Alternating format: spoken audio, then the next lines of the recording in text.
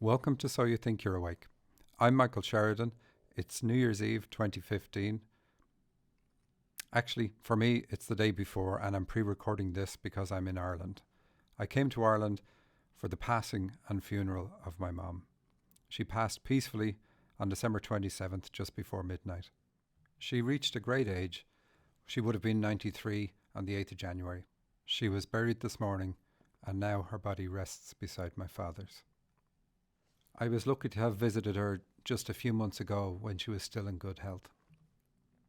I'm also lucky to work in this field.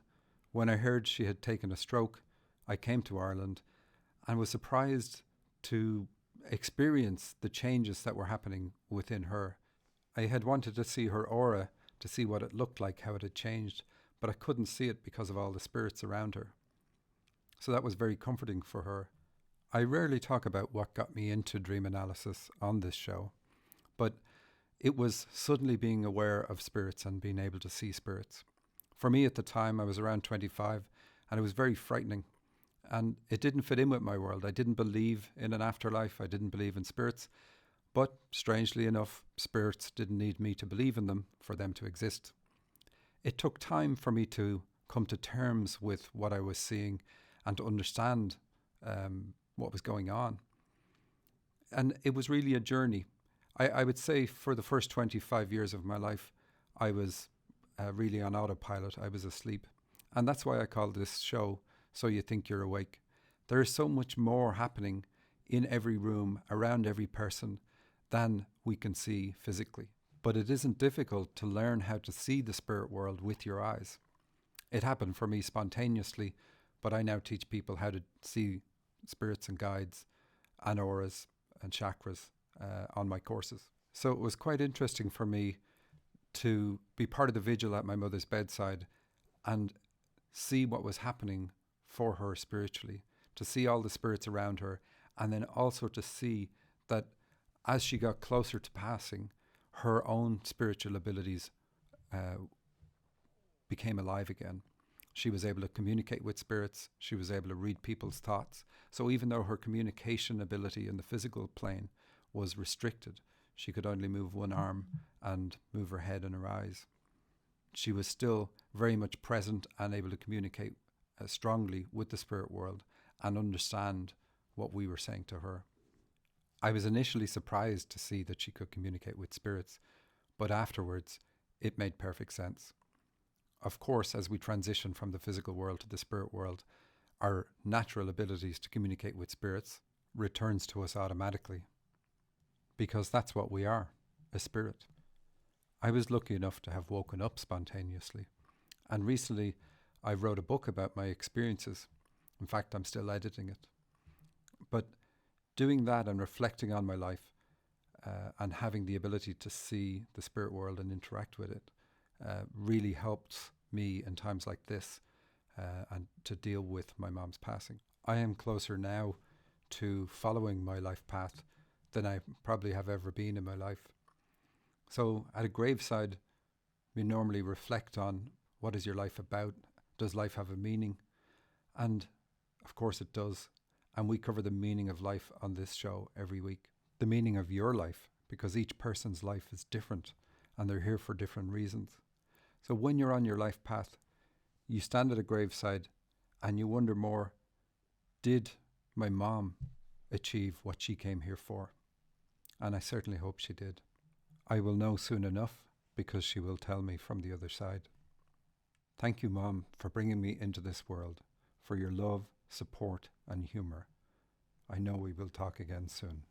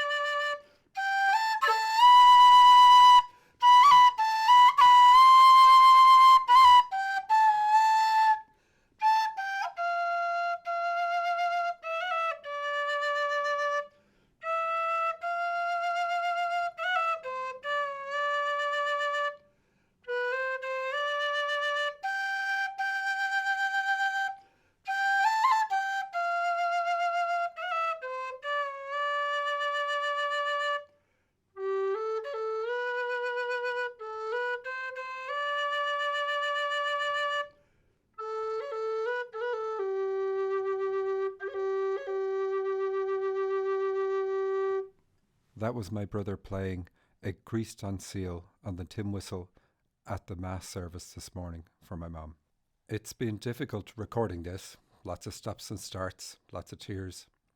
And the remainder of the show is a replay of one of our favourites from September.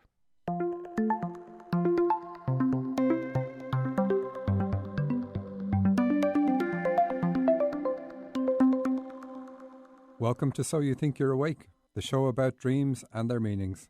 I'm Michael Sheridan, and with me in studio today is Susan Pullen. Hello.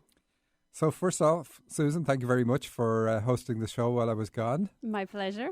Do you really mean that? I do. Actually, I do, yeah. Thanks to everyone who sent dreams to radio show at dream-analysis.com or to us through Facebook.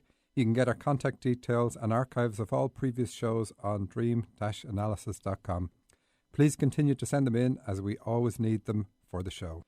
So our feature today is very much at the behest of Susan, and it's dream re-entry.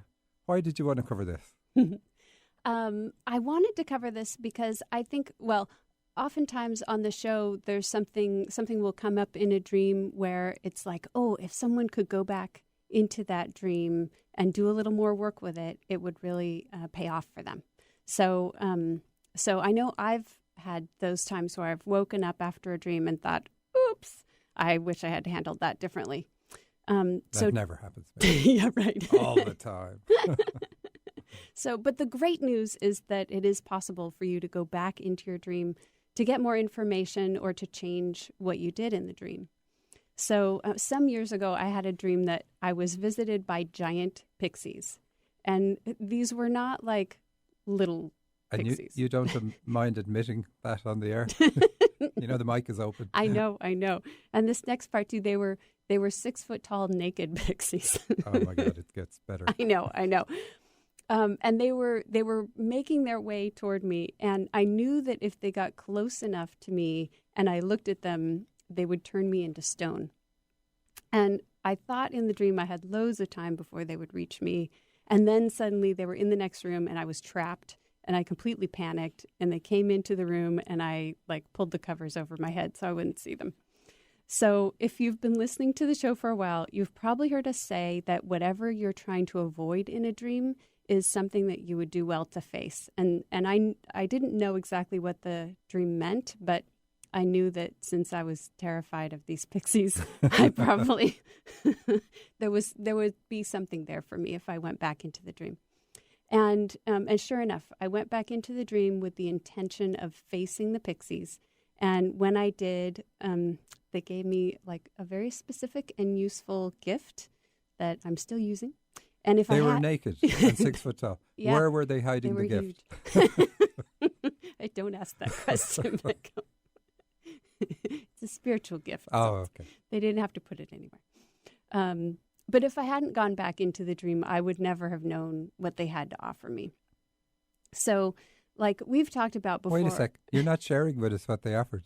All this no, suspense. I'm not. I'm not because some things are not meant to be shared. Oh. You can tell me after the show. So I know we've talked about on the show. Sorry, am I interrupting your flow here? No.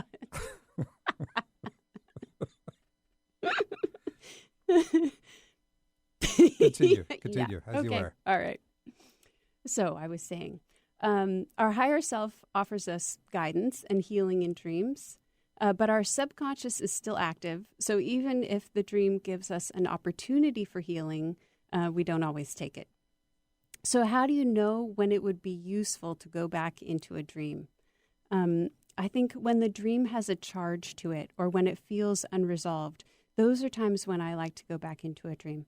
If you feel like there could be a premonition or a heads up about a future event, you might want to go back into the dream to gather more information, see what other details you can pick up. Another example would be dreams that point out how you're trying to protect yourself, like locking all the doors or putting on a bunch of coats or putting on your mother's coat. Yeah, they're easy ones. Yeah.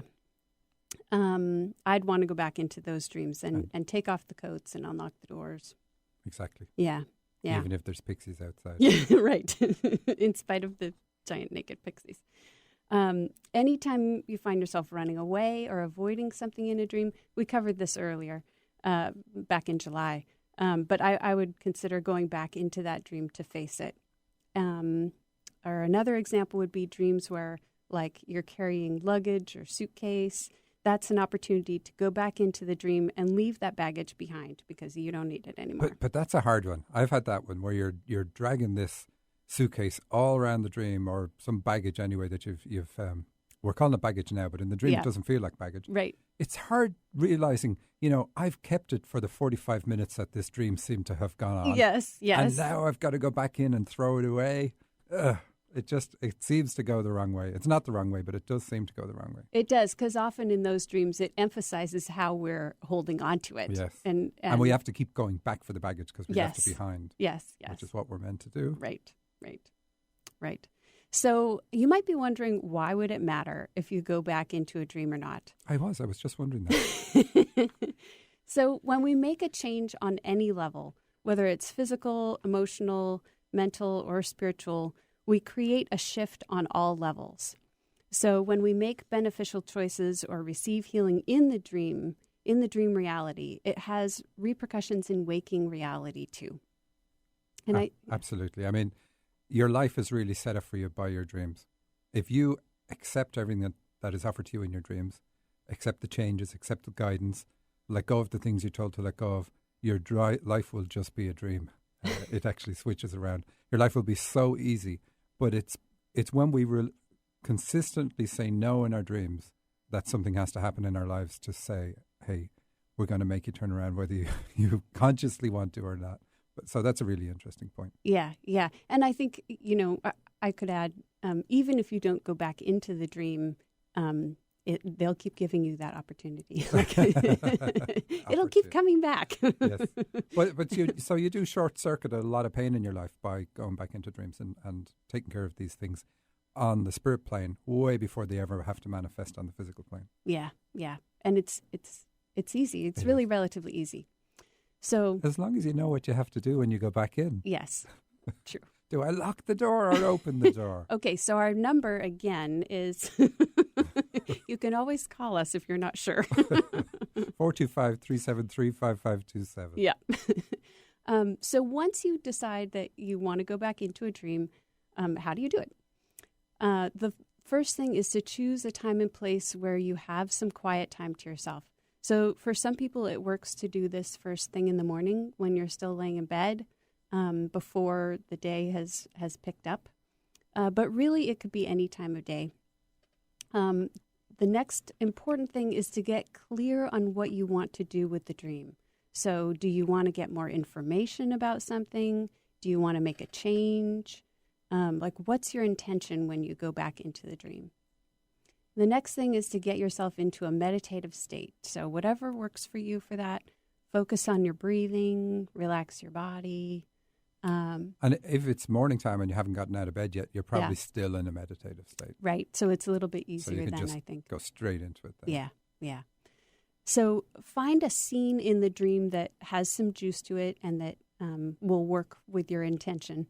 And just focus on that scene in the dream so you can just move yourself back into it.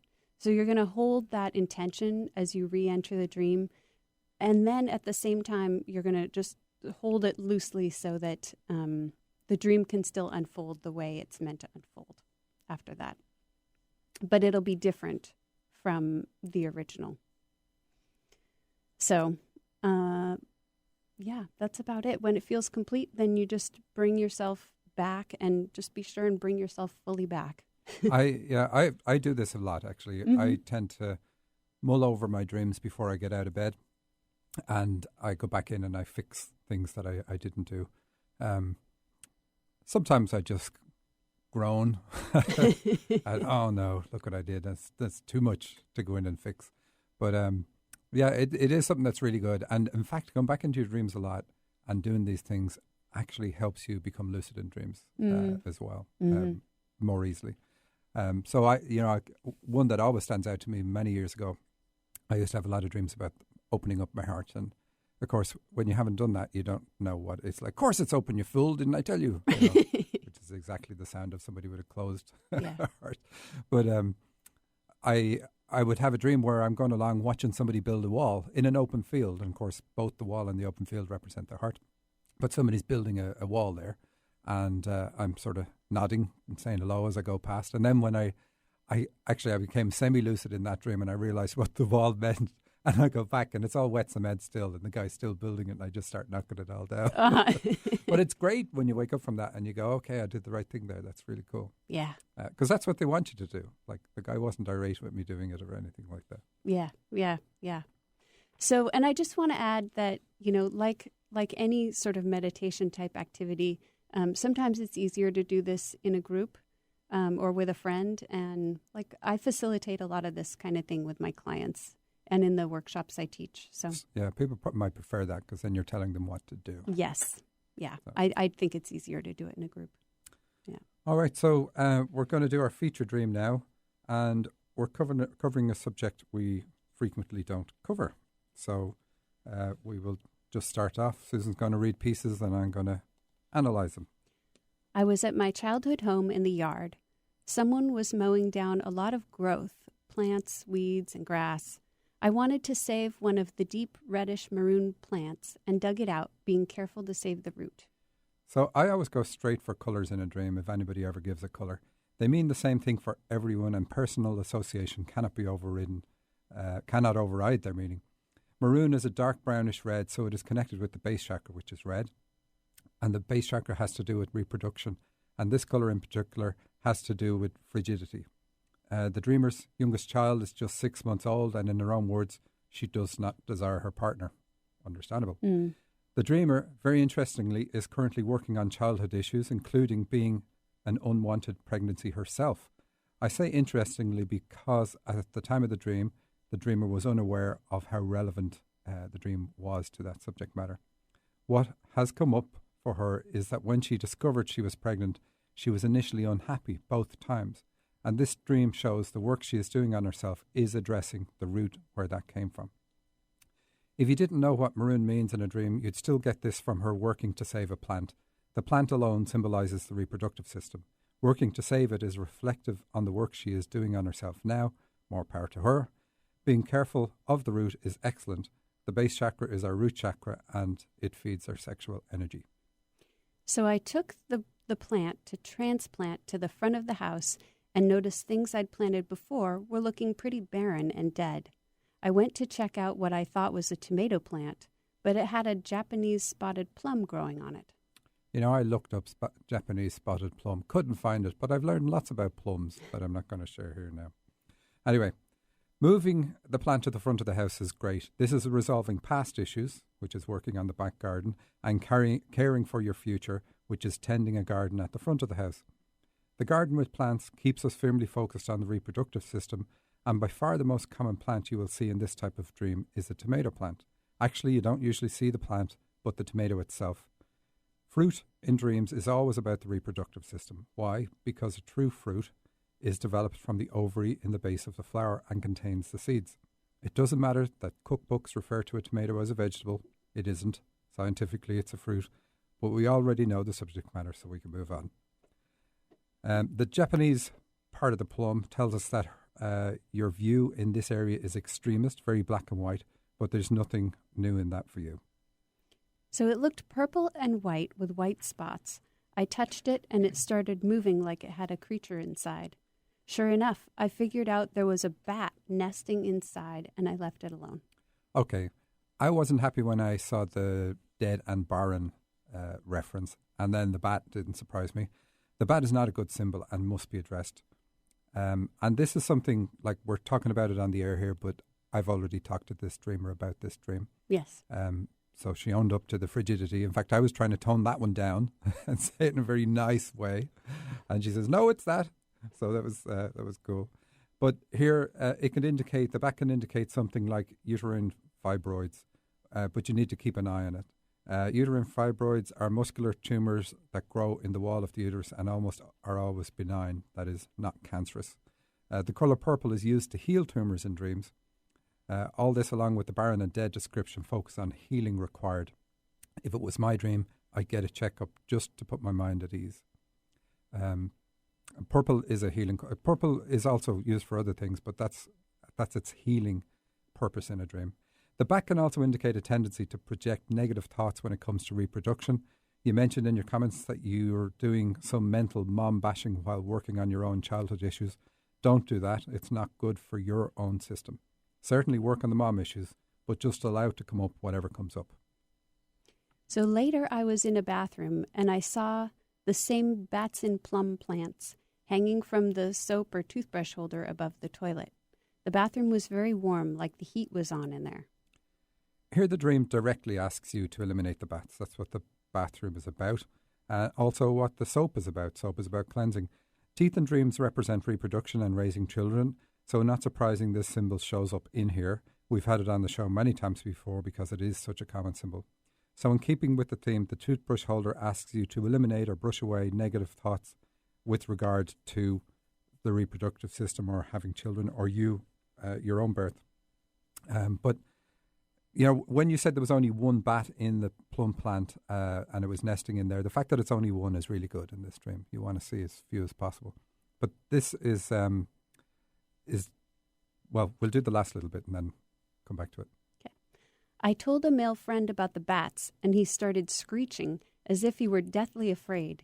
He shouted for my former father-in-law to help, his voice cracking and breaking while he screeched. Okay, so if we were wondering if the bats are positive in this dream, clearly this guy wants them gone. His fear is an exaggeration of the fear mentioned earlier.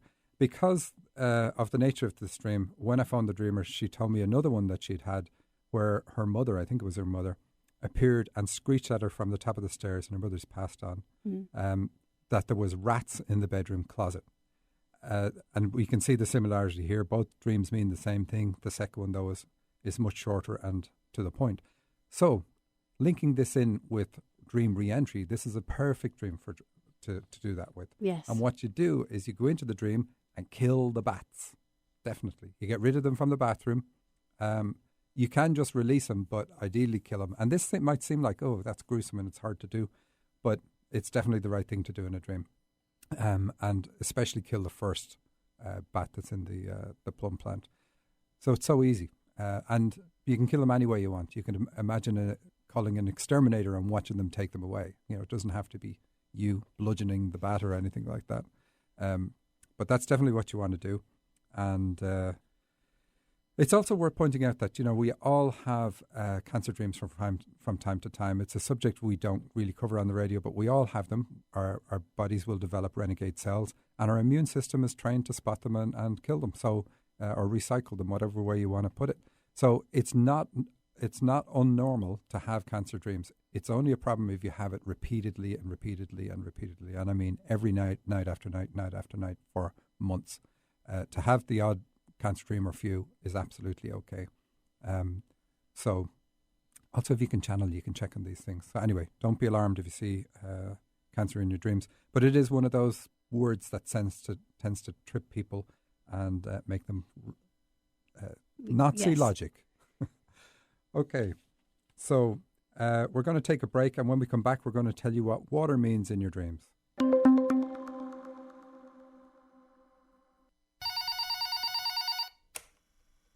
Hello, this is Heidi. How can I help you? You tell me. You're the psychic. That's not how it works.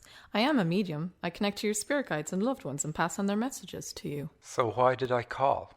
Use the force, Heidi. Look, I can get answers to any questions you ask. That's not a problem. They can be about anything: relationships, career, children, finances, anything. Anything? Okay. What's my favorite color? Dave, your mom says you're being childish. For readings with Heidi, go to angelsontheline.com. So our symbol this week is water. It shows up in a lot of dreams, and it can mean a lot of different things. Well, it can mean a lot of variations of the same thing, I suppose. So water can symbolize your spiritual side or life itself. How water is depicted in the dream says something about your spiritual side. Our spiritual side is quite often the most neglected aspect of our nature. You'd never know that listening to this show. Spirituality is expression of the soul and not to be confused with religion. expression of the soul connects you with life and is your true essence. What gives you expression? Is it writing, poetry, playing musical instruments, dancing, teaching, helping others, etc.? Do you know what it is? And if you do, have you created space for it in your life? That's quite often why we're dreaming of it. The sea is the ultimate body of water. Life came from the sea, so this dream can be about life or your spirituality. Life is, after all, a spiritual journey. A river has a natural flow and has carved out its own path over time. This dream is asking you to be like a river and allow your spirituality to flow freely in the direction it needs to take. A lake is another large body of water but has no outlet, and in this dream you're being asked to create an outlet for your spirituality. Frequently, it's also telling you that your spiritual depth is deeper than you'd think. A canal, which is probably more common, is a flow of water whose path is controlled by man-made structures. So this indicates your spirituality is limited by man-made or conventional ideals. And that can be just because of society that you grow up in, which is also man-made. A swimming pool is a body of water contained by 4 sides, and this indicates you limit your spiritual expression or your flow of life. Shallow water indicates that despite what you think, you still have room to deepen your spiritual side. Watching others jump into water is a request to jump into life or develop your spiritual gifts. Rain is about letting life in, and being caught in the rain in a dream is very positive. What the rain is hitting can be significant. For example, rain falling onto a car engine asks you to let life into your heart. And for instance, that would be even if the bonnet of the car is open, or hood of the car. I'm trying to think of the American word and I said bonnet, of course. So if the hood of the car is open and the rain's getting in, you might want to, in your dream, run towards the car and shut it down. But no, that's really a good dream. So, of course, if you do, go back into your dream and open it again. Polluted water changes what it's about, and that symbolizes toxins in your bloodstream. These dreams will usually indicate what food or drinks are causing the toxins to get there, and you're being asked to cut them down or cut them out of your diet altogether. Water running down the walls or leaking from the ceiling of a house or building is indicative of your body being dehydrated. This is common particularly if you were drinking alcohol the night before. Soapy water asks you to cleanse something. For example, washing red meat in the sink asks you to cleanse red meat from your diet. Soapy water hitting your back is a request to cleanse something from your past. Deal with it and let it go. Okay, so we're going to move on to some of the dreams you sent in during the week. And we've got quite a few. I'm sure we won't get through them all, but let's start. All right. My dream started with the name Aristotle in big scripted print. The next scene, I was going to a college class with my little dog. I was informed that the class had changed venues and then was directed to a dock with a small boat, which is where the class would be taking place. I asked if I could bring my dog and how long the ride would be, considering I had my dog with me. I was encouraged to bring my little dog along with me for the ride. Okay, so for anybody who doesn't know, Aristotle is considered the father of science, but in no way limited to that. If you read anything about him, he has done so many things, including metaphysical things. He's a prolific writer, written hundreds of books, and has a stunning influence. And it's his writing is really the key for you in this dream. You're being asked to write about yourself. So, okay, the college class says it's about a spiritual thing, and I mentioned earlier with the water dreams that spirituality is you expressing yourself, and here you're told to write. So it is a spiritual gift, even though we might not consider it that. And when you're told the venue's changed to a small boat, a dock with a small boat, so the dock is about birth, so it's saying you came here to do this, and the small boat is saying write about you. So you're not to write about bigger things than that, just you and your journey and your thoughts. How you have to be considerate of your dog is important in the writing. It allows you to dialogue and therefore express things and notice things you otherwise would not be able to do well in your writing style. So my problem here, of course, is reading what I've written down. So writing. So, and Michael, the big scripted print, is that also emphasizing the writing? Yes, yeah. So we have another dream from the same dreamer. It's from her husband. Oh, okay. Right. This next dream was from my husband. Okay. He was walking down a woodsy trail with a river running alongside it when he observed a brilliant green bird that was camouflaged in the tree. It looked like part of the branches. He began talking to the bird and exclaimed, "I know who you are." The bird then morphed into a python-like snake that came at him. The snake was now behind him, coming at his feet. Although he felt threatened, he knew he could escape and get around it. Okay. And she also notes that she has a 32-year-old son who showed up, and he needed to tell him something. The husband needed to tell him something in the dream. That's right. Okay. So this dream is saying set your goals, but don't compare your goals to others. Envy can cause you physical problems in your digestive system. This is connected with your son, but not necessarily the son in the dream, because that's quite often how dreams work. You need to let your heart soar. This is what the green bird represents, independently of anyone else. And this is connected with your spiritual path. So because we mentioned Cancer before, the bird morphing into a python is not a good symbol. Any sort of mutation, so bird mutating into a snake, it's the same sort of symbol. And so here, of course, it's only a warning. It's not saying there's anything there. But you don't like to see it in dreams. It's a terrible symbol. So work on not comparing your spiritual path with anybody else's, and not comparing anything else that you want to set your heart in doing with anybody else, what they do or how successful they are in doing it. And I know that's easier to say than do at times, but quite often you have to realize that the difficulty you have is part of your life purpose. So that's what you're here to do, is overcome this thing. So it's not like you're being held back because of this issue. This is your issue. This is what you're here to work on. So knowing that you're here to work on that, that's great, because you've already identified the problem. It is great.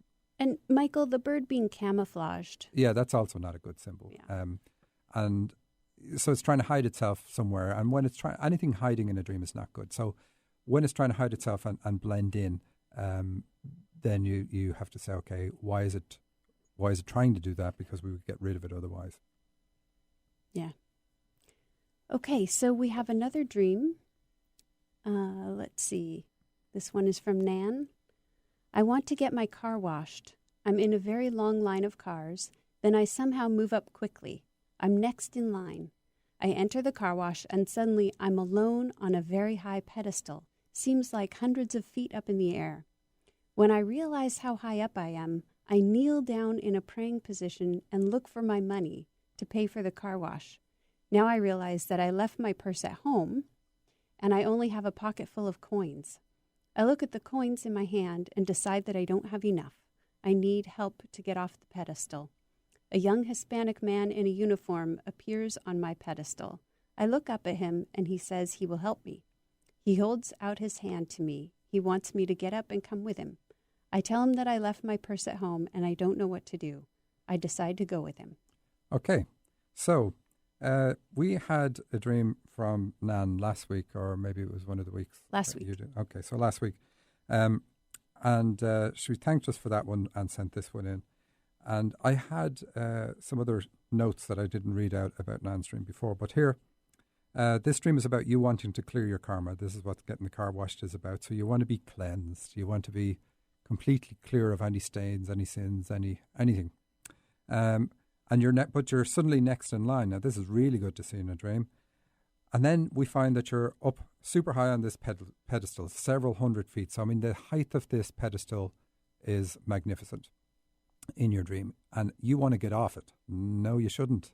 Go back into that dream. And what it's showing you is your level, that you're already at a much higher level than you think. So think of a high level that you could be at, level of angels, for instance. You're up there. So you think you're not, but you are. And this is why you don't have to stand in line to get the car washed, because you don't have that karma. Now, a purse. Susan, what is a purse? Because in Ireland, I know what they are, but they're very different. They're what you hold your money in. Yes. But over here, is it not like a handbag? You hold your money and all sorts of... Yeah, that's not a purse. Yeah, She's pointing at a purse, by the way, I'm on the pointing radio. at a purse because it's a purse. No, well, we would call that a handbag. Because you have the kitchen sink and several other things in there. Yes. Just in case you need them sometime in the future. Yes. So a purse, I think then what we call a purse is a wallet. Although a woman doesn't have a wallet, that's a male thing. See? We have wallets. Oscar Wilde? We have a wallet in our purse. Oscar Wilde said America and England are two great countries separated by a common language. Yes. So, okay. So I'm going to take the purse to be about the money. And I wrote to Nan and asked her what type of coins, because that's important, because I suspected they would be silver, and they are. She said they were all different denominations, but silver. And I love the way she said denominations, because Nan is a bit of a holy Joe or a holy Nan. So you have to make sure that religion isn't blocking you on your spiritual path. This is what all the denominations are about. But you have a strong psychic connection, and you're being encouraged to use that. What is a psychic connection? It's the same as intuition, where you get a feeling about things, but it's a strong feeling. It's not just, I think I'll have a donut. It's a really strong sense of, this is what I need to do in my life, or this is how I could help somebody else in their life. It's that sort of strong feeling that comes with a lot of information behind it, and you've got this ability. But you need to accept where you are first. I also asked her about, are you Hispanic? Because we have the Hispanic man come up in the dream. And she said no, but this Hispanic guy or Hispanic man show up in her dreams a lot. So this guy, because he is holding out his hand to you, and he's also up on the pedestal. Now that's the big key here. He's a guide because he's at a height. You're a guide because you're at the same height. So he's here to help you. So he's going to show up in a lot of your dreams, and he's always going to give you good advice. So going with him is exactly the right thing to do. Being concerned that you don't have the money to pay, that's okay in the dream. It doesn't hold you back at all in the dream, because you still do the right thing. Like you did not go into the car wash because you didn't have the money. So it's okay, but you need to realize you don't have a debt to pay. You're here to help other people. So you said that it's better not to get off the pedestal, but that it would be good to go with him. Yes, but he's up at that height too. So they're not changing heights. Okay. How can he be so many 100 feet up in the air? Now, she's telling him she needs to get off the pedestal, but she also says, I don't know what I need to do. And that's okay to say to your guides, as long as you follow them. And that's what she's doing. So she's done everything right in this dream. Yeah, great. Okay, this next one is called Wave Pool. I'm floating in a huge tank or pool with many other people. We're all along the edges, along the four sides of the pool. Then a wave starts to form, and we're all raising up and down on the water. Now the wave changes, and a big wave forms along the edges of the pool and carries us all swiftly towards the center. I'm holding up a glass bottle. I think it's a brown glass bottle, like a beer bottle or root beer bottle. And I'm concerned about the glass breaking in the water. Now the wave changes again. This time a huge wave forms at the center of the pool and pushes all of us forcefully out toward the edges. I'm a little concerned about hitting my head against the side.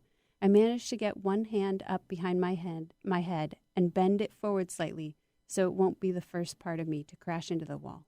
Okay, so the only reason I wanted to cover this dream is because it's so straightforward. The dreamer's holding up this brown glass bottle, and a bottle in a dream represents the kidneys. And as it turned out, a day after the dream, or the day of the dream, the dreamer discovered she had a bladder infection. So it was really just to point out, when I say the day of the dream, so she had the dream that morning, and then that day she found out she had that. So it's really good to see that in a dream. Well, on my courses, I always look for people with physical problems, because if you can say, okay, this dream means this, and the person goes, yes, it does, I do have that particular condition, then people begin to believe you that there is more to, there is substance to what you're saying the dreams are about. And because we know it's about a physical condition, there's other things too. It's about getting back into your spiritual work and not being afraid of hitting the wall with it or anything like that. But all understandable. But the physical side is really good. And when you know it's a physical dream, when you know you get this coming along later, then you can ignore the rest of the dream. It's fine. So here's another dream. I'm part of a small group of people who are on some kind of mission. It's top secret. So secret that we don't write down the plans. I love that. I think I'm the leader, and I don't even tell the rest of the team what's happening until the last minute. We meet downstairs in an old building, and we might be in Paris. I think the leader didn't even tell herself. Yeah. It's such a secret. I hid it from myself. Yes, which makes sense. I'm in a helicopter flying over a wide river or inlet of the sea. In the water below, I see a necklace of pearls and some green gemstones floating in the water. It's a clue to our mission, and I feel resolved about our next step. And there was another fragment a dream fragment with a candle on a table, and the candle looked like one of those oil lamp temple candles in India. Whatever they are. Okay, so the dreamer is here to work with groups, because right at the start she says she's with a small group of people, but she's here as part of a group of people who are on a spiritual mission, you could say, but a life purpose that's shared. So there's obviously other people here working with you who are going to complement what you do, or at least help boost you up, and you're going to boost them. So it's a mutual thing. I love the top secret part. That just is your way of saying that you don't know what you're here to do, but the top secret part emphasizes the importance of it, which is really good because it is super important. I'm skipping my notes. We know it's a spiritual thing because of the river and the sea, and the helicopter is about the heart. So we have the helicopter, we have what else have we got? We've got the green gemstones. So this is all about getting into opening your heart chakra. And the pearl necklace is saying that you have a prophetic ability. So this is really interesting. How a prophetic ability works is you think about things you want to do, and you will get a sense straight away that will say whether this is something that will be good or bad for you to do. I'm saying it in very black and white terms. It doesn't always have to be black and white, but you will get a sense of whether one thing to do is much more important than something else, and it'll help you prioritize. So it's really good. A lot of people are actually afraid of having a prophetic ability, but it's probably one of the most practical ones. It's not very common, but it's very practical because it cuts through an awful lot of the chaff and lets you say, okay, here's what I can do. I know I need to do this. I don't necessarily know why, but I know it's the right thing to do. So what else have I got here? The candle and the temple in the other dream, that is the same thing. It's about developing your intuition. The temple tells us it's spiritual, just like the water does in the previous dream. And the oil lamp also says that the dreamer has a healing ability, but she's to use her intuition while working on healing people. And something else I wrote, sometimes not knowing the steps or next step is what makes it your spiritual journey. Being given a jigsaw with all the pieces is not a life journey, it's practice for one. I like that one. All right. We're going to continue on with some more dreams, Susan. Yes. So we have this one. Lions are running around in woods outside. I can see them through the windows. They're yellowish gold in color, and there are 2 or 3 of them. An earthquake has stirred them up. There was an earthquake in a 2-story house. I held onto a table leg, but it was moving. I think I was upstairs and ran down.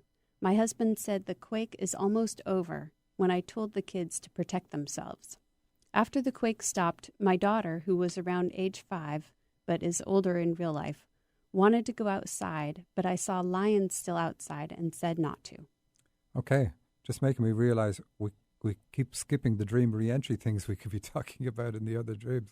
So the dreamer's issues come from age 2 to 5, because she says there's 2 to 3 lions outside, and the daughter is age 5 in the dream, but that's not her age in real life. So that's the biggest clue. So 5 is the big time. So the issues come from then, and she holds on to them in the mistaken belief that she's protecting herself, because in the dream she's telling the kids to protect themselves. Lions are her own pride. Her own pride is blocking her. Which parent was a proud parent? I mean, that's an easy one if you can figure out a parent that had that trait. And when I say pride here, it could be pride over being seen to do spiritual things, because we have a couple of spiritual things here. We have the windows, looking out through the windows is about her psychic, strong intuition. She has a healing ability because the lions are gold in colour. But that's healing for elimination system problems, because the woods, the table leg, and the earthquake are all about elimination system problems. So the gold colour on the lions is there to fix that. But if I skipped anything on that, don't think so. Anyway, let go of the pride. That's a huge first step. We all have issues. That's why any of us come here. You'll not find a human who does not have an issue to work on. Look around. All the people you see all have some issue, just like you. You're not a victim here. You willingly chose this life. At the end of your life, you want to be happy that you did do what you came here to do and did work on the issues. So what do? Talk about dream re-entry. You go back into this dream. That most obvious thing to do is let the daughter back out and play. So it's basically saying you've shut yourself off, or shut your spiritual side off, I'm going to say, from the age 5. And in this dream, if you went back into it and opened the door to let your daughter go outside to play, then it's letting you be outside again, or at least show your spiritual abilities on the outside. And so when I say pride, it's not a crippling sense of pride. It's pride about, I don't want to be seen doing this. Most likely, you will know. So here's one from another dreamer. I have the knowledge that the home of a healer friend of mine has become haunted. I call the power company to find out about her haunted house. A woman answers the phone, and she knows the exact point in time when the haunting started. She tells me it started on 2:15 at 54, and she means something like February 15th, and the minute is 54, so maybe the time was 2:54. Okay. First of all, you're a healer because you're dreaming of a healer friend, and the power company, whom you call in the dream, is also another symbol for healing. Any great power source is a healing symbol, like a gas field or a gas tanker or anything like that. You're to connect with your female side, which is your intuition, because you'll find in the dream when you connect with the female on the phone, that's what the connection is about, she knows, she has the information. So the dream is saying, look, you're to connect in, use your intuition to work out things when you're working on people. You're looking for a problem with your healing ability, but you won't find one. That's what the haunting is about, because the haunting is just your own perception. You're able to put a time on when issues began for clients when you ask your higher self. So that's an interesting one too. Always great to be able to say to somebody, that leg injury you have that came at the age 15 or whatever. You know, the more people, and they've done this with all sorts of tests and medicine, particularly around placebos and stuff. The more a person believes in what's being done for them, the more effective the therapy is, even if it's like scientific medicine. You don't need to clear a haunting spirit from your aura, but you can still cleanse it, but you don't have to with this issue. Okay. Great. So this one is called Cat and Mouse. I'm in my bedroom in a house I've recently moved into. I go into a closet where I see a big sheet of plywood, and I lift it to take it out. As I do so, I see 2 white mice on the board. One gets lost in the closet, and the other runs out of the closet and under the bed. Okay. I figured we'd do this dream because we already did other dreams with these symbols of cancer. But continue on anyway. At this point, I ask myself if I'm dreaming. If they were rats, I think to myself, I ought to be concerned because Michael Sheridan says that rats signify cancer. Perhaps I should kill them. But I'm satisfied that it's not a dream. And besides, I think they're just a couple of mice, kind of cute actually, and I could not bring myself to kill them. I do wonder at that moment, however, if there are rats in the basement, and remembering what a mess the basement was in when I moved into the house, I think that there's a strong possibility of rats down there. So he became semi-lucid and even thought of me in the dream and said, okay, if it was a rat, it would be cancer. But he's okay because they're mice. Now, I've done this one. I've done this one in dreams. I had one dream many, many years ago where my job was to cull animals, all different animals in a field. And I decided that I was going to keep a pair of babies of each animal. And these were all mutated animals, you know, which is also another really bad symbol. So I'm going along, culling them all. It wasn't really gory or anything like that, but just, you know, I'm killing them. And I'm keeping in a box all the baby pairs of each animal kind. And then when I woke up and analysed the dream, I mean, it didn't require analysis. It was straight away. I was like, oh no, what did I do? I went straight back into the dream and killed everything in the box.